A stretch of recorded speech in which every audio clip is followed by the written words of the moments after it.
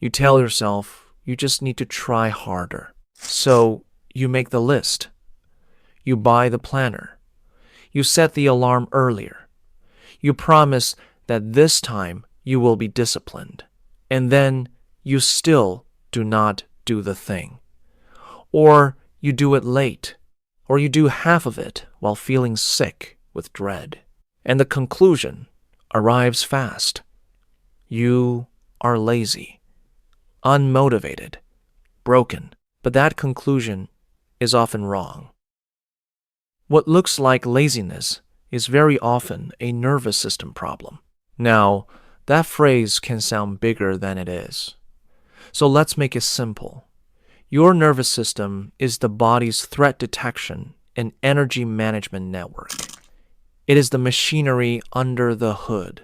It decides, often before you are fully aware of it, whether a task feels safe, manageable, urgent, pointless, or dangerous. That matters because you do not execute tasks with logic alone. You execute them with state. If your brain tags a task as threatening, it does not matter that the task is objectively small. Sending one email can feel like lifting concrete. Starting the laundry can feel absurdly hard. Opening a document can trigger the same internal resistance you would expect from something far more serious. Why? Because the brain does not only ask, "Can you do this?" It also asks, "What will this cost?" Cost can mean effort.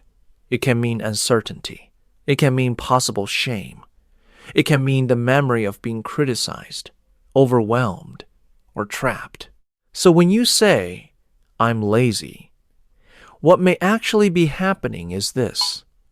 Your system is slamming on the brakes to avoid a predicted hit. That is not a character flaw.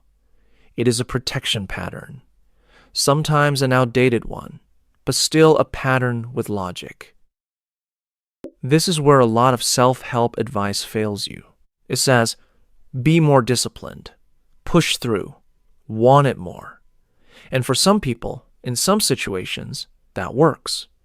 But if the real problem is threat activation, then force is a bad tool. You do not solve a jammed machine by hitting the dashboard and calling it maintenance.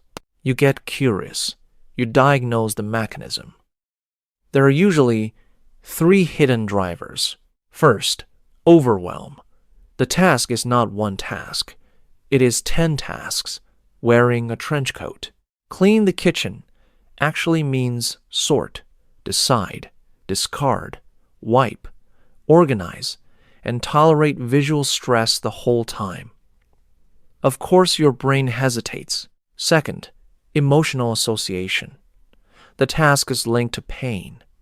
Maybe budgeting means confronting fear. Maybe replying to messages means risking disappointment. Maybe rest itself feels unsafe because you learned that stillness invited criticism. Third, perfection pressure. The brain believes beginning equals being judged.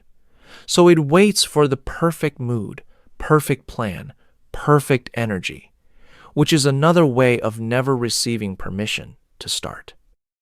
Notice what all 3 have in common. They increase internal cost. So the goal is not to become a harsher manager of yourself. The goal is to lower the cost of entry. Here is the framework. Step 1. Name the real friction, not the moral story. The actual friction. Ask yourself, what is hard about this specifically? Is it unclear? Is it boring? Is it emotionally loaded? Is it too big? Is it tied to possible rejection? That question matters because "I'm avoiding it" is vague. "I don't know the first step and I'm afraid I'll do it wrong" is usable. Step 2. Reduce the size until the nervous system stops flinching. Not until the task becomes impressive. Until it becomes approachable. Open the document. Not finish the report. Carry the laundry basket out. Not do all the laundry. Write one sentence. Not get productive. This is not babying yourself. This is load management. If a weight is too heavy, reducing the weight is not weakness. It is physics. Step 3. Remove invisible threats. If the task carries shame, add privacy.